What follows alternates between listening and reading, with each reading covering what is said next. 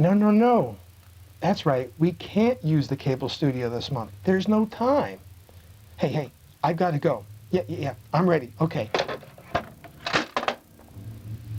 Hello, and welcome this month to a totally detached edition of the Oaklander. I'm your host, Al DiGiacomo. Please pardon this rather obscure way to open our show this evening.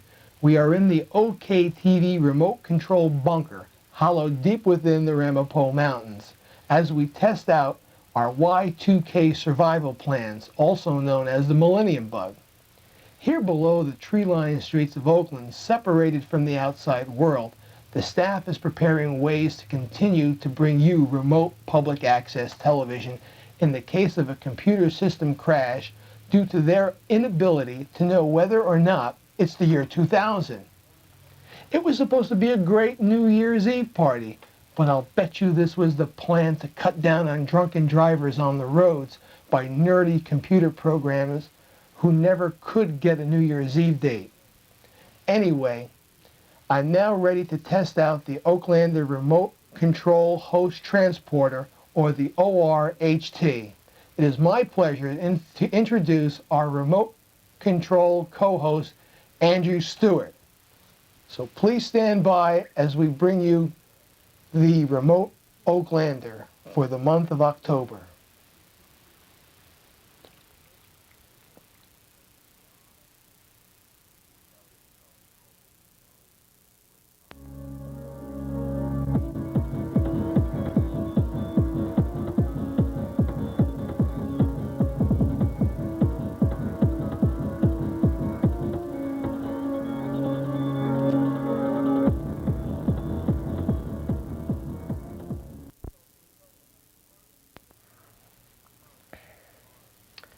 Hello everyone, I'm Andrew Stewart, and tonight the Oaklander is proud to present a remote feature on a top-notch college radio station that has been a fixture on the New Jersey radio airwaves for the past 50 years.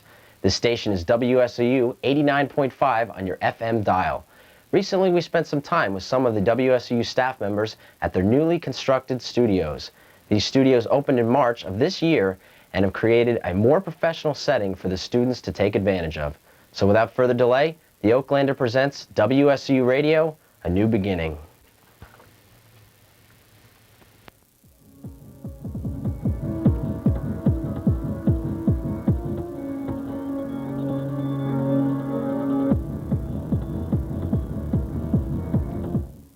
It's been a really great experience. It's brought me close to a lot of people that I would have never met if it wasn't for the station, listeners and fellow staff members.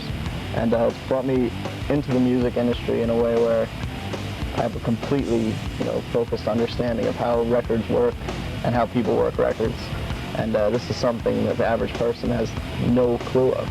Well, I can't sum up the fact that since I've been 13 years old, since the station actually started playing the format that we do, I heard the music and I said I want to be there when I grow up, and I'm grown up and I'm here. Enlightening. That would be my word. Okay. All right. That's it. Magical. It's been totally, out of this world. Nothing would ever compare to it, and I wouldn't trade it for the rest of the world.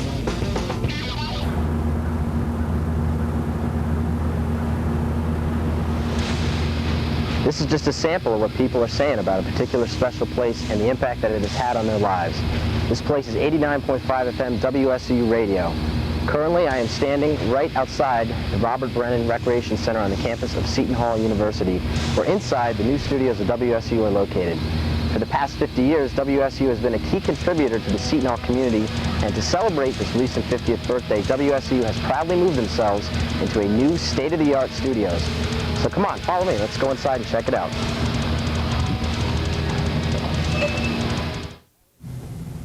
After being in the same area for the past 50 years, how refreshing and exciting is it to finally be in the new station? It is quite exciting. This is a state-of-the-art facility. Believe it or not, though, I had some sort of an attachment to the old place down there next to Walsh Gym here on the campus of Seton Hall. It was a nostalgic place. It was around for so long. Many people learned to broadcast from there, including myself. That's where I first began broadcasting. And I was very attached to the old place, and I'm starting to get used to this place now. But it's just, you walk into this new place and it just blows you away. We'll talk about the process that it took to raise money needed for this new station. Who were some of the key contributors? Basically alumni of WSOU and Seton Hall University. They had a banquet back in March, and they initiated a campaign to get the alumni to donate money for WSOU. They do still owe Seton Hall University the money back to pay for this facility. We do have a number of big-time alumni out there in the field, especially in the sports field. You can talk about Bob Lee from ESPN, Matt Lachlan from Fox Sports New York, Bill Rock from NBC News. The list goes on with the alumni. So they tried to target those people and see if they would be able to donate some of their funds toward this station and where they learned how to broadcast. Explain the process of becoming a member of the station. How does one get involved with becoming a member of WSU? Basically, we put out applications in the beginning of the school year, usually, the first week of school or so. We actually started earlier this year. The new freshman orientation came in. The new freshmen came in for orientation, I should say, last week, and we targeted them by going to the cafeteria, passing out flyers, setting up a table. And once they fill out an application by September 30th of the academic year, the applicants the applicants that pass that stage will then be interviewed by the student board members. And then if they pass the interview stage, they would go through 5 weeks of training with the operations director. And then after that, they would take a written test and a practical test. And after all those formalities are completed, they can become WSOU staff members, which they usually can begin acting as an official staff member in December of that year, right before the winter break. Mm-hmm. Now, once you become a full-time staff member, you work towards getting your clearances. What are the different clearances that you can get, and what is that process like? Well, as soon as you become a staff member, you are an engineer. That means you answer the phones, you take readings, you do all the technical aspects of radio. After 8 weeks of acting as an engineer here at WSOU, you can become a newscaster. You could become eligible to be a newscaster. You would go through producing tapes or air check tapes for news, and reading in front of the news director, or doing a PSA, which is a public service announcement. After 2.5 months of becoming a newscaster, you're eligible for DJ clearance, and that means you can host your own show, and then you go through training with the programming director as far as that's concerned. Sports is a different story. Sports clearance you basically get as soon as you become a staff member. All you have to do is do an air check tape of yourself in a mock environment of hosting a talk show, a sports talk show, and you hand that into the sports director, and he will approve or disapprove it. What type of a learning experience can one take away from SOU? Basically learning how to work in a professional radio environment. We have a certain format here that would be a hard rock format, and that's kind of unique because most college stations, it's very diverse and everything is all over the place as far as programming and format is concerned. We have a hard rock format, and is the same as any other radio station that these students would work in if they're working in a professional environment. This station has found its niche in the marketplace, and we have unbelievable ratings. We have a large listenership, and what better way to learn by doing hands-on experience. Now, WSU is a student-run station. How much of a factor do the students have in this station? The students completely run it. There is a faculty director, a professor who is the faculty director or advisor to the station, but there are student managers who run each department. There's 6 managers and a staff rep, and then they each have assistant managers, and they perform all the functions that any manager in any other station, any professional station would as well. Now talk about some of these different student-run departments, you have a programming department. Talk about that, as well as the promotions, all the other departments. The programming department is run by the program director, and she supervises what goes over the air, basically. That programming, covers a lot of areas. It even covers sports, it even covers news, but she basically concentrates on the DJs, and she trains the DJs. She develops the sort of, or she sets the playlists for what has to be played. She decides on what music her and the music director would come together and decide what music WSOU would play, and it consults with the other managers as far as programming is concerned. So programming director is basically concerned with what goes on the air. the news director, who supervises the news department, supervises the newscasts, and newscasters perform a news report every hour at 45 minutes after the hour. The sports director obviously runs the sports department. He's in charge of the weekly sports talk shows on Sunday night, and also the soccer, baseball, and basketball broadcasts that we do for Seton Hall University Athletics. What is the weekly listenership like for WSU? We're near 100,000 a week. We've gone up considerably in the last quarter.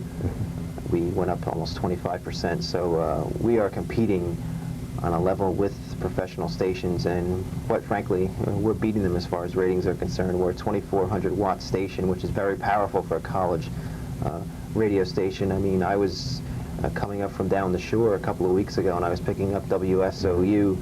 As far as Barnegat, New Jersey, it's a very powerful signal. On a clear day, it really comes in great, and I mean, you can pick it up anywhere, and that's one of the reasons why we're so successful, is because of our signal. And you can also pick up the signal in New York City. How much of a factor is that, being able to broadcast to New York City? There's 7 million people in New York. It's you're reaching so many people by just touching the outskirts of that city, and it's just amazing. You can. Some people even have said that they were on their way to Allentown, Pennsylvania, and they were picking up the signal as they crossed the border into Pennsylvania. So it's just such a wide range. Seton Hall's Pirate Radio, 89.5 FM WSU, broadcasts 24 hours a day, 7 days a week. For the past 12 years, WSU has maintained a hard rock format that has provided its listeners with a unique combination of current and classic hardcore, industrial, metal, and hard rock music. Recently, we sat down with Anthony Delia, WSU music director, who helped shed some light as to why WSU is one of the most successful college radio stations in the country.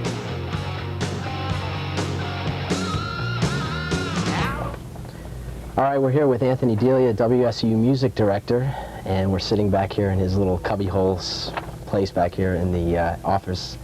And Anthony, for the past 12 years, WSU has maintained a hard rock format. This format has been very successful to the station. How has it contributed to the success? I think the format's very specialized. It's like, you know what you're going to get when you turn on the station. You're going to get aggressive style music in most cases. And people know what they're going to get when they come here, and they've known that for the last 12 years. And we keep our name up. We sponsor the shows that come around, and we got cutting edge new music that we get first. And a lot of times we get records that are going to do well commercially, and maybe on MTV in like 6 months, and we're playing it already.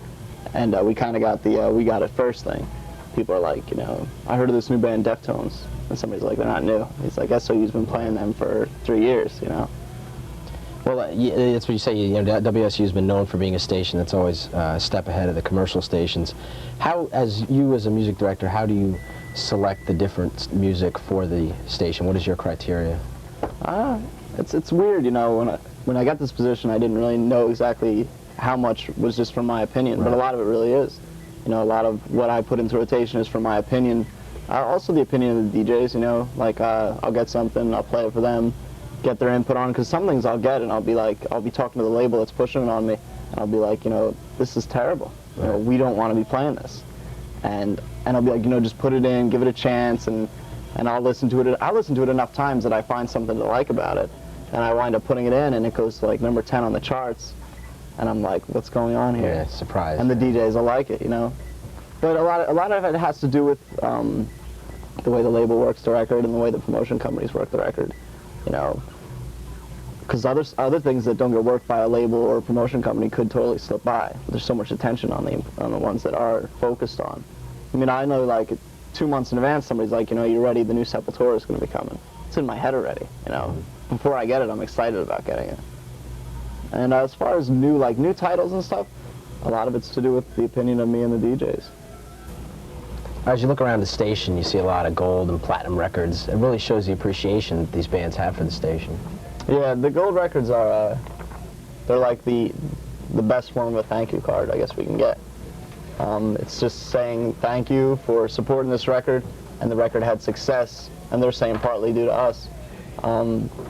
It's also kind of a sign of what kind of music is doing well at the time. Like, you'll notice we have a lot of stuff from the late 80s when a lot of metal was being purchased, I guess. know, we got Skid Row, we got the older Anthrax CDs up there. Even if we support a record, if the style of music is in a real low, people aren't going to go out and buy it because, you know, or not enough people are going to go out and buy it for it to be the type of thing that they are rewarding stations with gold records for. So the gold records are really nice, you know. It's a real nice feeling to get them. And like I was saying, I'd definitely like to get one at some point. It's a very rewarding thing, you know. Sure. It's a real nice thank you. You know, it's like the extreme form. All the bands are very thankful for what we do. We have them up for interviews and everything. They're all extremely appreciative for the support we give them and the time we put into their music. You know, because they know we're an outlet that isn't very available. Like people are like, you know, people talk about SOU when they visit New York. They're like, oh yeah, it was cool. I was in New York. I got to listen to SOU. And when I meet people at the industry gatherings, they're like, you know, there is no other SOU in the country. There's no other station that you can turn on at 3 o'clock in the morning on Sunday, or 2 o'clock in the afternoon on Friday, or Wednesday morning at 7, Tuesday night at 8, and always get this. You know, this is our format, and it's very consistent. That's why they know what they're going to get. Now, WSU's also had a lot of great promotional giveaways over the air. Talk about some of those that you've given away. Promotions are very important. It's another way of putting the band on the map. You know, if we have a new band here, you hear their name when they get played. If we do giveaways on it, you hear their name when we do giveaways. And then we do bigger giveaways, like with Incubus, just like last month, we flew somebody out to California. They got to see Incubus, like we built it up. I think you had to like know all the songs on the CD or something. Like you had to be able to name 8 songs off the CD or something from listening to the station. And then you could be entered into a grand prize drawing to go to California, which was real cool. We also set up things where like winners get to like spend a day at the station if we're doing like an interview they want to hang out for, like with Slayer. A couple of kids came up and hung out during the Slayer interview. When we went out to the show, they were also invited to the after party that the label put on. It was a really good time. I think we're going to do something very soon with like a dinner. There's that Fear Factory Slayer show coming up. We're going to do like I don't know, some kind of dinner where the people get to come out and eat with the band and get to know them. It's cool because at this level, a lot of the bands are really very chill, very cool people. You know, they're not cocky rock stars at all. They're very American artists. Like I can definitely say, have been very real to the people that support them. They haven't been like, yeah, sure, there's some. You know, we don't need you. You know, people don't think they need radio. Like some bands are hard to get in. Like Pantera was really hard to get in. They're not the kind of band that wants to be like, you know, they're kind of like, we don't need radio. We're Pantera. But program director at the time really was a Pantera fan, and he really wanted to do it, and he got Vinnie Paul to come up, you know, and hang out for an hour and do the interview. So we have the power to get something like that. Even if the band's like, they didn't want to do it, they didn't want to come, but Robbie's like, he's like, you know, he's a serious Pantera fan. He's a cowboy, he's from Texas, and he's like, I'm going to get them here. And he got him to come up. But I don't know, we do a lot of promotions. I mean, just about every weekend we run Win It Before You Can Buy It promotions on new records. I think last week it was like Kid Rock and Korn, you know. CD comes out on Tuesday. It's kind of a way of publicizing, you know, the street date. We give away 10 CDs. Every time we give away the CD, we say, you know, it's in stores Tuesday, but you can win it here first, you know. Keeps you on top of things, you know. And it also, the labels are happy too. Like, you'll get a call and it'll be like, oh, Kid Rock sold 300 copies in his first week, you know, thank you. So, promotions are cool. You can have a lot of fun with them. And more of the promotions is going out to the shows and sponsoring the shows. WSU's been a part of that as well. Yeah, we have WSOU nights all the time. They're a really fun thing because you get to see all of our listeners. And that's very cool. You know, everybody you walk by, you're like, this guy or girl, there's a good chance that they at least check SOU when they're, you know, looking for something on the radio. There's a real good chance that they go through their dial and whatever they're looking for, they at least give SOU a chance. That's really what it is in radio, it seems like. You know when you're listening to radio. You hear a song start that you don't want to hear, you've never heard, you're gone. Like, there's not a lot of loyalty, but I think that's one thing that we do have. I think we have loyal listeners. Like, they'll sit through you know, for the non-Manowar fan, maybe they'll make it through Brothers of Metal Part 2 and stick around because they think that, you know, we got the new, it's so weird because we have fans that got Incubus stickers on their cars, and we got people who walk around in black, you know, Manowar t-shirts. And Incubus is bright blue and happy, you know. Manowar is some kind of like fantasy. And we got some like real mad bands where we have happy bands. But people, they know what they're going to get. They know that they may get a happy band, but if they're a fan of the mad band, it may be next, you know, so they stick around. All right, we've talked enough about these new studios. Now let's take a look at them. We're joined right now by WSU Programming Director Jen Kaiser. How you doing, Jen? I'm all right. All right, and we're going to take a look and see what the new studios have to offer here. Yep, the brand new place. I guess we'll start with where we are now. We got the new reception area. Eventually we're going to have actual receptionists answering our phones. Right now we have engineers answering the phone. And I think they're just going to change the job title from engineer to receptionist, but this is the first time we ever had a reception area where people can actually check in as a guest. So that's where we're at here. And should we start walking? Yeah. Okay. All right. Okay. All right, right now we're in front of the newsroom here, so let's go on inside and check it out. Okay, this is our newsroom here, as Andy said earlier. From our old studios, before we moved into here, we used to get our news off the AP wire, and now we're on the internet, so we're getting our news out of cyberspace. So now we just cough up the news, rather feed the news off of the internet. It gets updated on every 10 minutes, just like the AP wire did. So this is our newest acquirement, I guess you could say, at this radio station as far as news is concerned. And we also get our metro traffic feeds from the internet as well. New Jersey's hardest to Right now we're in the Studio 1 is what we call it. This is the main room where we broadcast from. As you can see, we have a DJ now. This is our new board, which is 18 channels. We came from having an 8-channel board, so this is kind of a big step. We have 3 CD players. We've gone to mini disc now, which is the 2 black machines above the CD players. And to the left, we just have all our transmitter equipment and our emergency broadcast system tests. And finally, the biggest thing in this room is the entire music library, which is on a spinning round, merry-go-round sort of rack. Some people say, I've never counted, that there's about 800 CDs in there, I think, is what they've said. I've never counted, but I think before I leave here, I definitely will. And this room is about 5 times the size of the room that we had in our other studio. Our other studio was literally the size of a bathroom, and we can have band interviews in here now. As you can see, there's more microphones. And I wish you could see the other room, because the other room is really tiny. And it's a lot of room in here. We got a view now. We have a window finally. We never had one of those. And I don't know what else to say. Talk about the cone now, come on. Oh, of course. Well, some little silly facts about the station. This place is as old as this radio station, this cone right here. This cone has been assigned by every single staff member that's ever worked at this station. A lot of the stuff is worn out because it's from the early 80s. I think it might even go back as far as late 70s, but I'm not sure. I wasn't around then. They call this the cone of love. And everybody's laughing at me now. And that's about it. What now? All right, so where are we at now? Right now we're in our new offices. Our old station had an office the size of a bathroom, similar to the other studio. Now each manager, the program director, news director, station manager, operations director, sports director, and promotions director have their own cubicles. So we've actually moved up in the world as far as office space. And we all share this office. Everybody's got their own phone line. Pretty interesting for a college radio station. All right, as we move down to the hall now, what do we have over here? Well, as we have our master control room, this is where we keep all of our equipment for everything. I mean, our whole entire broadcast power is based out of this room. This, of course, is also where the engineers sit and answer the phones, and this room is production capable as well. As you walk down the hall, as we spoke earlier, our newsroom. And we also have a digital production studio, which right now we're still waiting for funds to get equipment for, but supposedly they explain that this digital production room is going to be so complex that you're going to be scared to walk in there. There's going to be so many machines. I don't think it's going to be here as long as I am, but this is going to be the future digital production studio. And finally, at the end of the hall, we have our sports talk room, which now is going to be a special room for our sports department to actually broadcast all of their games and talk shows because we have a variety of sports programming on the radio station. And now they have their own room, just like we have our own office, and we have our own engineering room, and our own break room, and our own bathroom, and our own everything else, unlike the other station.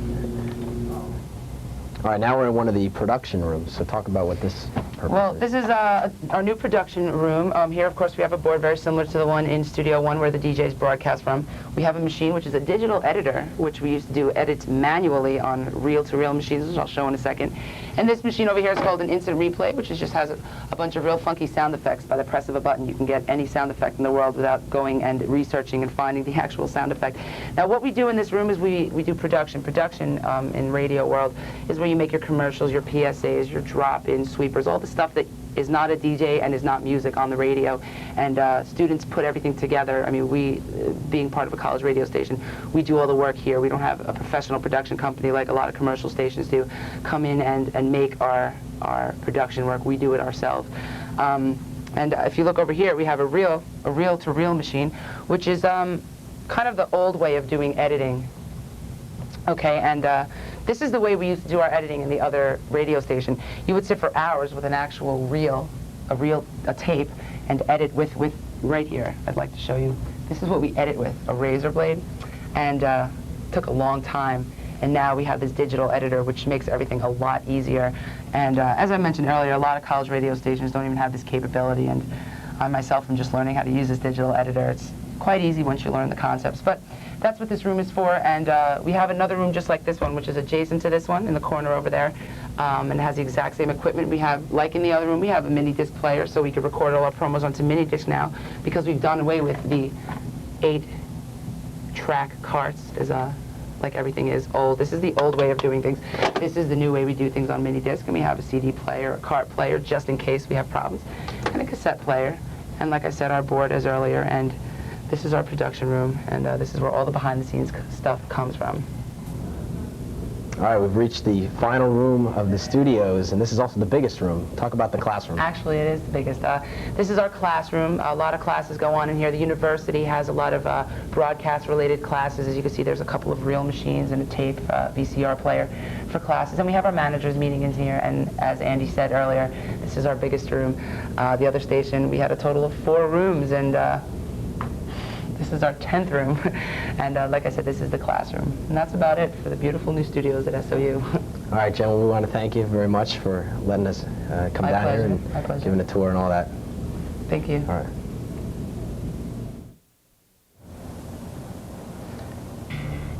Well, as you've just seen, the new studios of WSU should pay tremendous dividends for the current and future students of Seton Hall University. These studios are a living proof that all the hard work and dedication that numerous people have put forth over the years have finally paid off. I hope that you've gained a better understanding of what a true inspiration WSU has meant to so many people. I'm Andrew Stewart for the Oaklander. In an emergency, doctors you've never met will have only moments to make decisions about your care. They'll need information quickly, your conditions, allergies, medications, physician and family contacts. But you may be unconscious or in so much pain that you can't recall critical details, and the risk of complications can increase significantly. Medic Alert provides this information within seconds. Help us help you by wearing the Medic Alert emblem.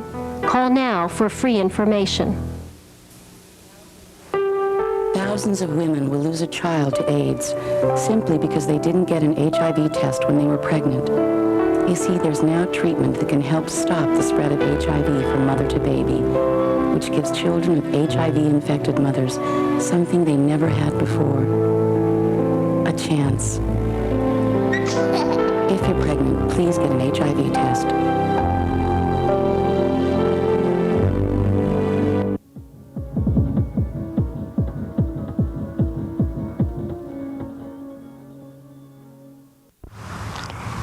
Good morning. We're here in Ringwood State Park, and I'm with Catherine Margroff, an assistant to the Hunger Walk in Ringwood, and Jim Fee here, and they're here to tell us about the upcoming Ringwood Hunger Walk. Catherine, what's it going to be about this year? Well, the various churches and synagogue in Ringwood will be sponsoring the Hunger Walk. And it'll be up here at the State Park, and Jim will fill you in on a little more of the details, but it will benefit the Center for Food Action and Eva's Village in Patterson, which is a regional, and the Center for Food Action also is with the Bergen County and Upper Passaic Valley region that supplies food for the hungry. It began as New Jersey chapter of World Hunger Year in 1976, and it changed its name to Center for Food Action in New Jersey and became more focused for local hungry people and help with advocacy, education, and food. And this Hunger Walk is going to help supply needs. Last year, I believe we raised over $10,000. $14,000. $14,000 Wonderful. with this hunger walk. Wonderful. And we're hoping to do the same or more this year. And with help of the people out there, we'd really appreciate it. And Jim will be filling us in on a little more of the information. Okay, Jim McPhee, you are responsible for what in the Hunger Walk? Well, I'm essentially what we call a trustee for the Ringwood Hunger Walk. We have an organization that was put together last year. Essentially, it's a tax-deductible organization with trustees from the community here in Ringwood. We hold this Hunger Walk annually to raise money for people who sadly don't have enough food to put on their table.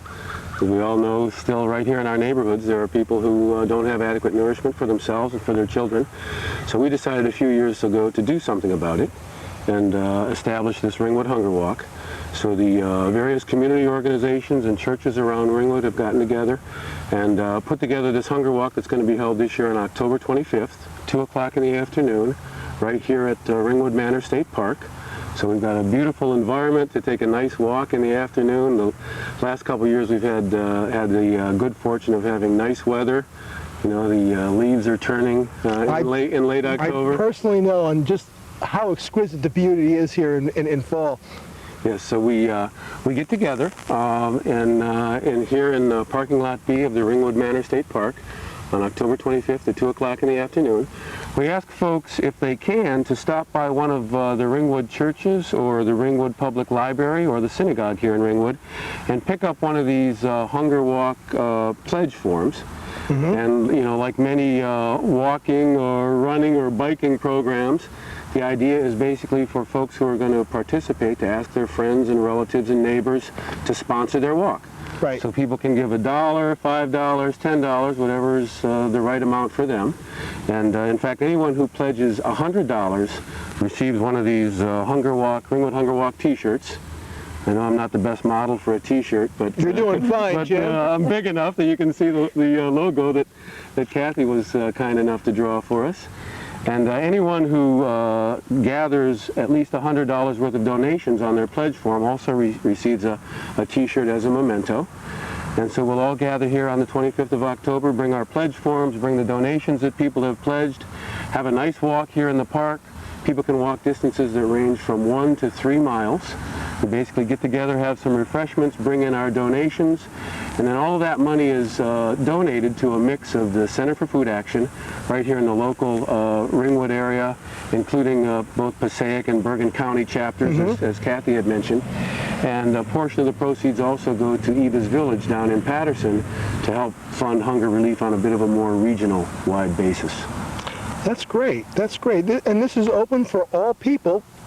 Yes, from everywhere, so you can call your friends who enjoy doing this type of volunteer work. It's wonderful. I'm going to tell you right now that I will be joining with you, and I will be walking the Hunger Walk here because I think it's a wonderful thing, and it is beautiful up here in springtime. We seem to be experiencing fairly good economic times. How is there still a great need? You were saying that there's a lot of people out there that are still hungry. How great is this need now? Has it lessened in recent years? Actually, it's increased, even though we are in a good economic time. And there's a lot of carryovers from cut downs and everything, people out of work, that made it necessary that they had to come to the Center for Food Action. So there's always a need to keep the food banks supplied for people who are a little bit down on their luck or experiencing some hardships. Yes. Well, there's a disparity. You know, there are those of us fortunate enough to have good jobs and good health, and it's very good times for most of us, frankly, and that's great. But there are others who either because of health problems or maybe their company had a layoff or a cutback or downsizing, as they call it these days, they might not be on such good times. So there's always a disparity between those who have and those who haven't. And part of the idea here is that for those of us who are fortunate enough to have good health and good jobs, to help people who need it, because you never know, aside from the fact simply that they need it, you never know when that might become us also. It also gives you a good feeling on the inside that you're actually helping out your brothers and sisters out there. Yes. Yeah, no, go ahead. Last year, the Center for Food Action from the various 5 sites fed over 25,000 people. 25,000 people. Helped 25,000 people. That is wonderful. Fed them, but they could have helped them with advocacy or economic. That is wonderful. And will my good friend B.R. Rourke be up here this year?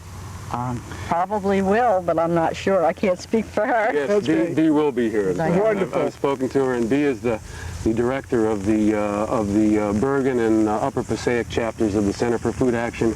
She's an outstanding advocate, as you know, for hunger relief, tireless worker, just a wonderful person, and she'll be here, and she'll be walking and helping to raise money to fund hunger relief. How many people are you expecting? Last year we had 200 people. This is the 3rd year of this walk. First year we had about 100 people. We raised some $5,800. Second year we had about 200 people, raised $14,000.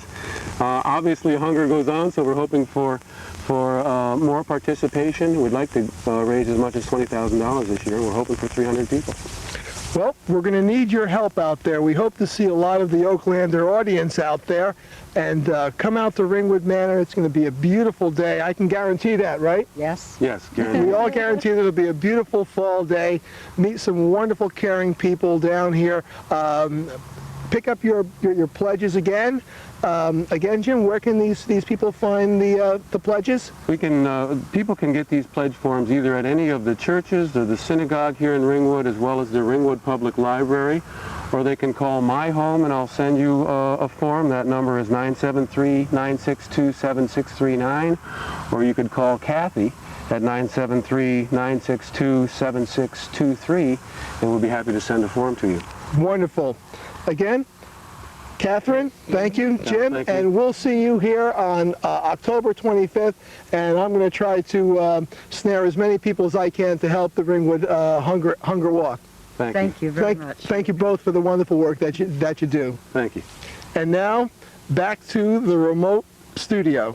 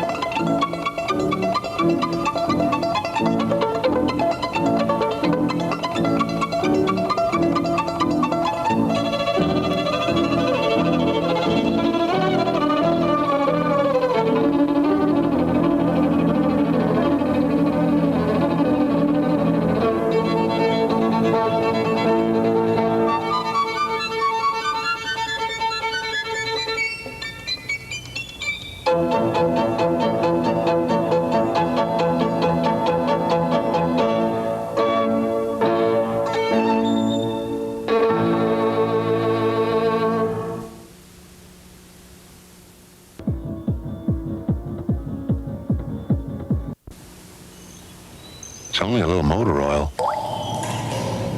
What difference is one drop of paint going to make? This much fertilizer isn't going to pollute anything. You're looking at a sea of excuses, created drop by people like you and me. Our waters can be saved if each of us does their part. Drop by drop. If we all do a little, we can do a lot. Brought to you by the Natural Resources Defense Council, the EPA, and the Ad Councils of the U.S. and Japan.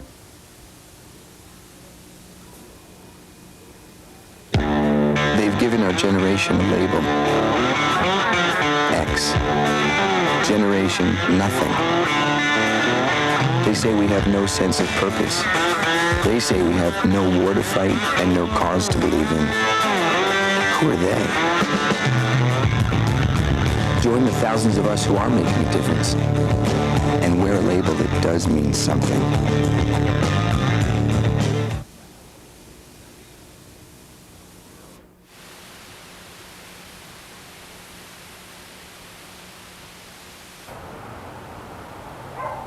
Hi, this is William Galarza for the Oaklander, and we're here today at the Ramapo Bergen Animal Refuge with Helga Politzer. Helga, the last time you were on the show, we left off with a discussion about the expansion, the construction, and all the excitement related to that. Tell us what's been going on since then. Well, out of the discussion about it, the dream has begun, and it's nearing completion in a few months. We're very excited about what's happening, and I'd like to take you on a tour. And I'll show you how far the construction has gone, and we'll talk a little bit about the space we're going to have and how many more animals that we can help when it's finished. All right, let's go take a look. Okay.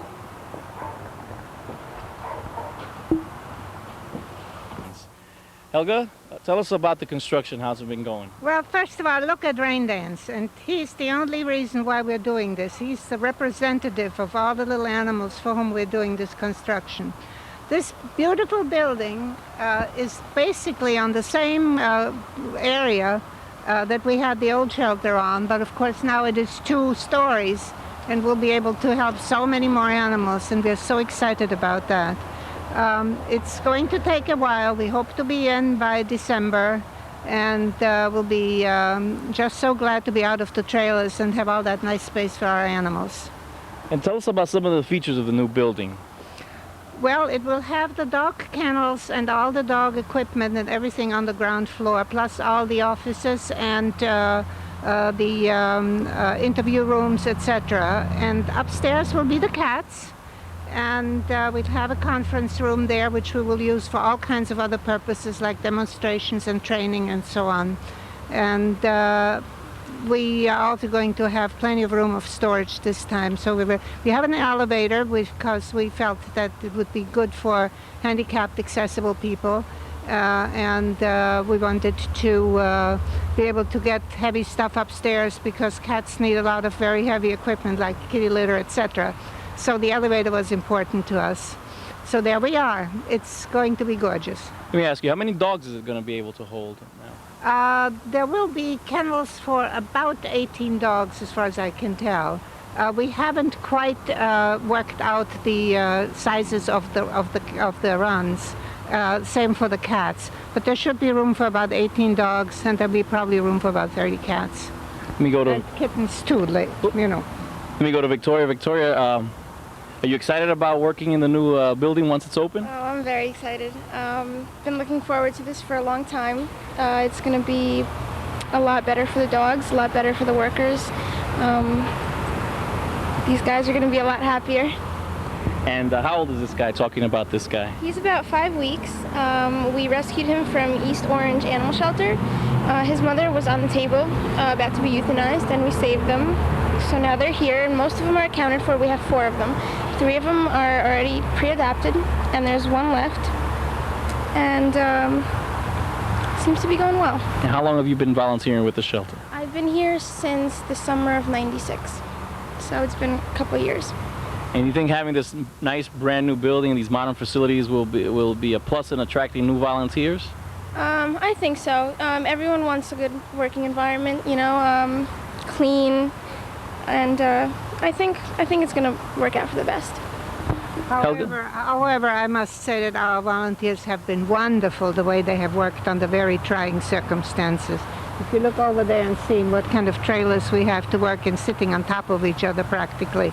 So I cannot say enough about our staff and volunteers who have been so supportive and really working under very, very difficult circumstances. So, Helga, let's talk about numbers. What did this project cost? Well, this is a loaded question. Basically, it will be close to $700,000. But then, of course, we are now working on equipment, on furniture, on all kinds of appointments that we need inside, things for the bedroom, things for the candles, and so on.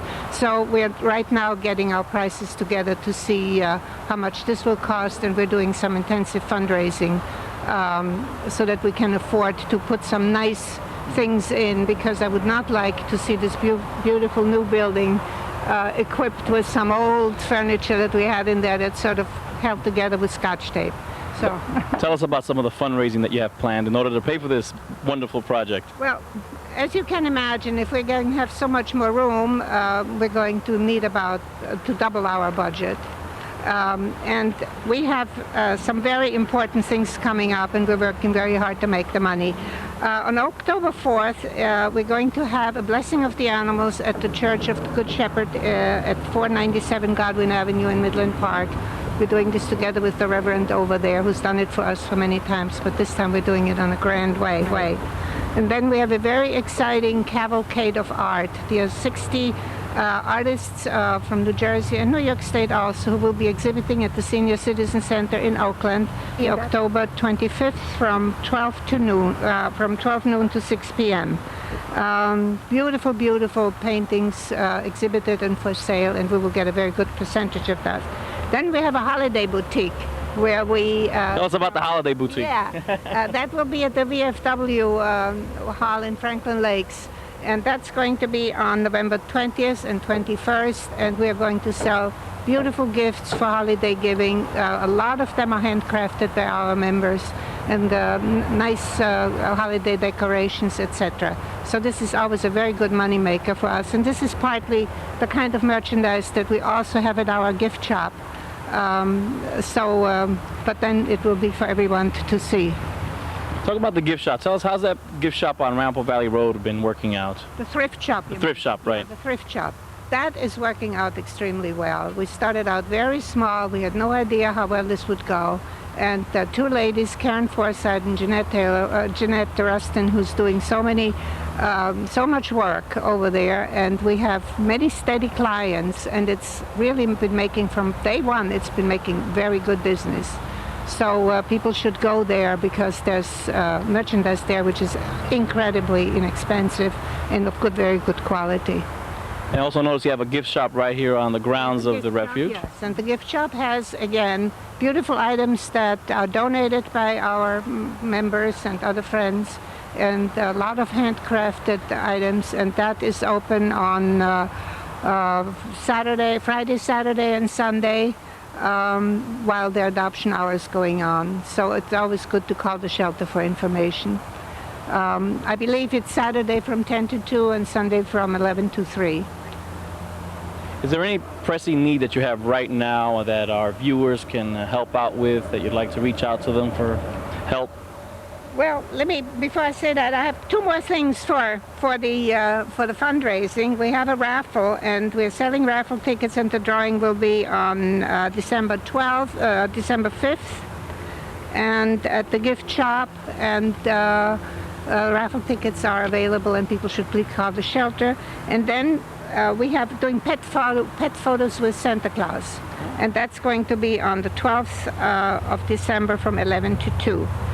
Pressing needs, yes, we have pressing needs for money, we have pressing needs for donations for the equipment of the shelter, and there is one sad story that I hope we have time to get in, because it has happened recently, and just to show you what we have to handle. We had a young couple stopping in, asking us to take 4 elderly, overweight cats, quite elderly, and we didn't have a hole ready for them. There was no cage, nothing. And we told them we couldn't, and gave them a lot of information about where they could go, and they left.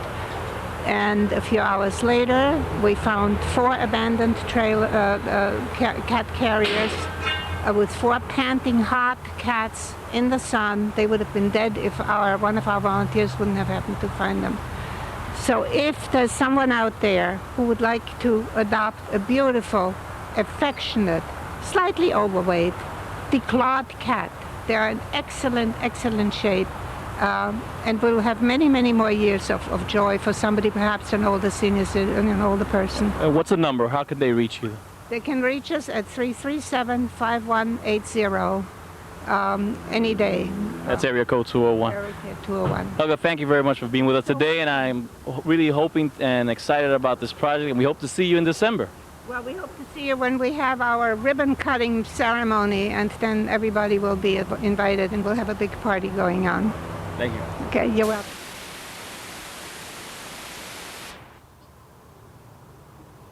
We should have had Kristen there. She sent Michaela's name, who's our executive director. Oh, yeah.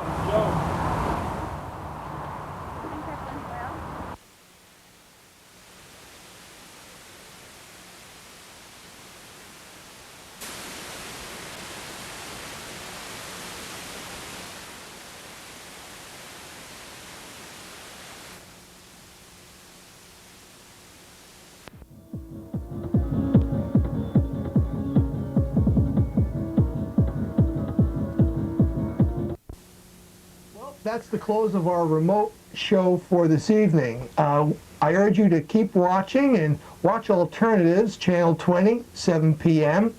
And also check us out on the web at www.oktv.org or give us a call at 201-405-1084. I'd like to thank Andrew Stewart, my co-host tonight, Willie Galarza for co-hosting his spot. I'd like to thank Cablevision. I'd like to thank everybody, as a matter of fact, Andy, you know, and I'd like to thank you for bringing these cigars down. Pretty good. They taste pretty awful, you know, but where'd you get these, you know? I don't know where we got these. Who would you like to thank, Andrew? Well, I'd like to thank WSU Faculty Director Michael Colazzo, as well as the station manager Greg King, and the program director Jen Kaiser for helping out with the SOU feature. Great. I think it's time to use the remote transporter and get out of here.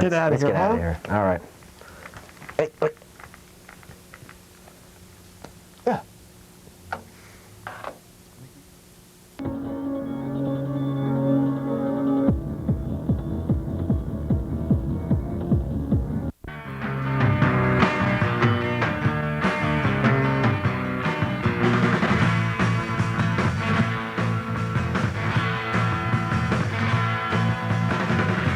Your baby came back, give her your name.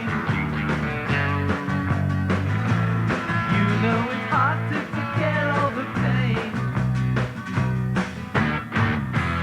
Try a new